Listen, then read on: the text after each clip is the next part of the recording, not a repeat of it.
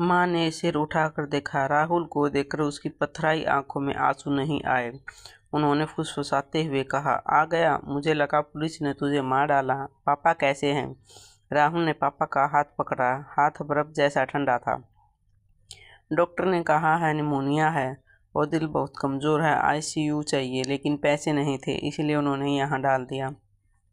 दवाइयाँ भी नहीं खरीद पाई बेटा। राहुल ने जेब में हाथ डाला। खा ली। कल वाले वह 2-4 रुपये भी पुलिस के पास या कहीं गिर गए।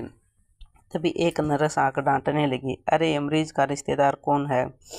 डॉक्टर साहब राउंड पर आ रहे हैं। दवाइयाँ खरीदी हैं? अगर नहीं खरीदी तो बॉन्ड साइन करके ले आइए। यहाँ के खैरात नहीं मिलती। राहुल खड़ा हो गया। नर्स के सामने हाथ जोड़कर बोला, दीदी मुझे थोड़ा समय दीजिए, मैं इंतज़ाम करता हूँ। मेरे पापा को प्लीज़ यहाँ से हटाइए मत।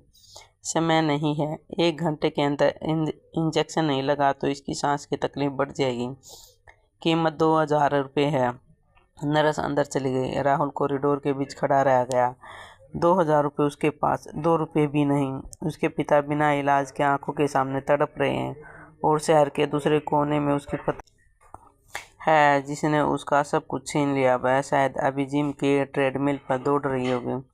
राहुल ने हॉस्पिटल की दीवार की तरफ देखा। उसकी नज़र बदल गई। लाचारी का भाव हट गया और वहाँ कठोर संकल्प आ गया। उसने माँ की तरफ मुड़कर कहा, माँ तुम पापा के पास बैठो, मैं आता हूँ, पैसे लेकर ही लौटूंगा। कहाँ जाएगा बेटा? किसे मांगेगा? माँ ने डरते हुए पूछा। राहुल ने जवाब नहीं दिया। वह जानता है मांगने के लिए दी नहीं है, अब छीनने का वक्त है। वह अस्पताल के गेट के बाहर आ गया। उसकी मंजिल अब एक ही है जहाँ उसे अपना आत्मसम्मान बेचना न पड़े, बल्कि मेहनत बेचनी पड़ेगी। लेकिन उसे नहीं पता था किस्मत ने उसके लिए एक और बड़ा मजाक सजा रखा है। अस्पताल के गेट के बाहर एक टीवी स्क्रीन पर ब्रेकिंग न्यूज़ चल रही थी। राहुल ठिठक गया। खबर में नीरू दिख रही थी। वह फीता काट रही है। पास में रोहन खड़ा है। नीचे लिखा है, सफल महिला उद्यमी नीरू के नए बुटीक का उद्घाटन। राहुल स्क्रीन की तरफ देखकर हंसा, एक अजीब सुखी हंसी। अस्पताल के गेट पर खड़े होकर राहुल ने जब टीवी पर नीरू को हंसते देखा तो उसे लगा जैसे किसी ने उसके कलेजे पर उबलता तेल डाल दिया हो। उसकी जेब में पापा के इंजेक्शन के 2000 रुपये नहीं हैं और नीरू लाख रुपए का फीता काट रही है। राहुल धीरे धीरे कदमों से अस्पताल के सामने वाले पब्लिक बूथ की तरफ बढ़ा। मुंह धोकर उसने खुद को थोड़ा ठीक किया। उसे अब पैसे जुटाने हैं। वह किसके पास जाए? नीरू की वजह से उसके सारे दोस्त उसे कतराते हैं। नीरू ने सबके कान भर रखे हैं। राहुल ने अपने ऑफिस के पुराने साथी सुमित को फ़ोन किया। सुमित कभी उसकी बहुत इज्जत करता था। हेलो सुमित, मैं राहुल बोल रहा हूँ। दूसरी तरफ से सुमित की आवाज़ आई, लेकिन उसे पहले वाली गर्म जोशी नहीं थी। हाँ राहुल बोलो, थोड़ा व्यस्त हूँ। सुमित, मैं बहुत मुसीबत में हूँ। पापा को हार्ट अटैक आया है, अस्पताल के ऑक्सीजन पर है। मेरा अकाउंट फ्रीज हो गया। क्या तुमसे 2000 रुपये उधार मिल सकते हैं? हमें अगले हफ्ते ही दे दूंगा। राहुल, सुमित ने बात काट दिया, सुनो मुझे सब पता है। नीरू ने मुझे डिवोर्स के पेपर से व्हाट्सएप किए थे। तुमने उस पर हाथ उठाया, चोरी की। ऑफिस में भी तुम्हारे खिलाफ इंक्वायरी बैठ रही है। खट से फ़ोन कट गया। राहुल फ़ोन की स्क्रीन को घूरता रह गया। नीरू ने सुमित को भी खरीद लिया या लोग सिर्फ कामयाब इंसान की ही बात सुनते हैं? उसे अब अपने ऑफिस के बड़े साहब को फ़ोन किया, लेकिन नंबर ब्लॉक आ रहा था। वह पागलों की तरह हंसने लगा। सरकारी अफसर राहुल आज एक भिखारी से भी बदतर है। ठीक तभी अस्पताल से माँ दौड़ती हुई बाहर आई। उसकी आंखों में आंसू थे। बेटा बेटा जल्दी आ। राहुल चौंक गया। क्या हुआ माँ? क्या पापा? माँ रोते हुए बोली, बेटा पापा का शरीर अजीब सा हो गया है, आंखें पलट रही हैं। डॉक्टर ने कहा कि अगर अभी इंजेक्शन नहीं दिया तो। रोने की वजह से माँ का गला रुंध गया। राहुल ने एक पल की भी देरी नहीं की। वो कॉरिडोर की भीड़ को चीरते हुए आंधी की तरह वार्ड के बाहर घुस गया। माँ का नज़ारा देखकर उसका खून जम गया। पापा का कमजोर शरीर किसी धनुष की तरह मुड़ रहा था, जैसे कोई अदृश्य शक्ति उसके शरीर से जान खींच रही हो। डॉक्टर पूरी ताकत से पापा के सीने को पंप कर रहे थे। उसके माथे पर पसीने की बूंदें थीं। नर्स ऑक्सीजन सिलेंडर और इंजेक्शन लेकर भाग दौड़ कर रही थी।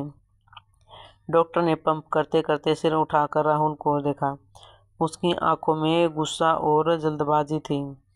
वह डांटते हुए बोले, खड़े होकर तमाशा देख रहे हैं? मैंने कहा था ना, इंजेक्शन अभी चाहिए और सिर्फ 15 मिनट है।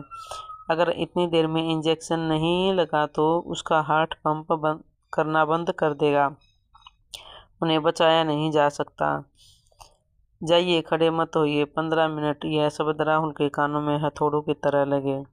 राहुल लड़खड़ाते हुए कॉरिडोर में बाहर गया। जेब खाली, पर्स खो गया, कपड़े पसीने और कीचड़ में सने हुए। 15 मिनट का समय और चाहिए। 2000 रुपये इस बड़े शहर में अजनबी भीड़ के बीच में वह किसके आगे हाथ फैलाए? कौन उस पर भरोसा करेगा? आंखों के सामने पापा का नीला पड़ा चेहरा था। जब मौत दरवाजे पर दस्तक देती तो आत्मसम्मान या शर्म सब बेकार हो जाते हैं। लेकिन चाहे जो भी हो, किसके पास जाए? अचानक उसके दिमाग में बिजली की तरह ख्याल आया। अभी कुछ देर पहले अस्पताल के गेट के बाहर बड़ी टीवी स्क्रीन पर उसने ब्रेकिंग न्यूज देखी। नीरू एक्सक्लूसिव, नीरू के बुटीक का उद्घाटन। खबर में बताया गया था कि दुकान इस अस्पताल के ठीक पीछे वाली रोड पर है। पैदल चलने पर मुश्किल से 5 या 7 मिनट। राहुल ने कुछ नहीं सोचा। पैरों में चप्पल नहीं थी, नंगे पैरों से दौड़ने लगा। अस्पताल का लंबा गलियारा पार करके गेट से जब वह सड़क पर उतरा तो दोपहर की तेज धूप तारकोल की सड़क की तरह जल रही। पैरों के तलवे जल रहे थे, कांच और पत्थर चुभ रहे थे, लेकिन राहुल रुका नहीं।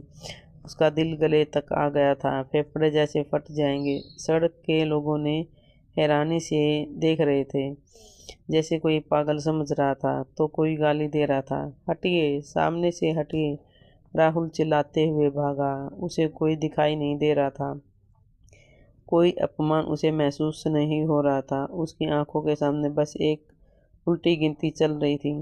15 है, 14 है, 13 है मिनट। मेन रोड पर आते ही उसे वह चमकती हुई नई दुकान दिखी। नीरू एक्सक्लूसिव। काले कांच और सुनहरे बॉर्डर से बना एक राजमहल। बाहर फूलों का बड़ा गुलदस्ता, रंगीन गुब्बारे और पार्किंग में महंगी मर्सिडीज BMW की लाइन लगी हुई थी। अंदर रोशनी जगमगा रही थी। बाकी की कहानी नेक्स्ट पार्ट 7 में।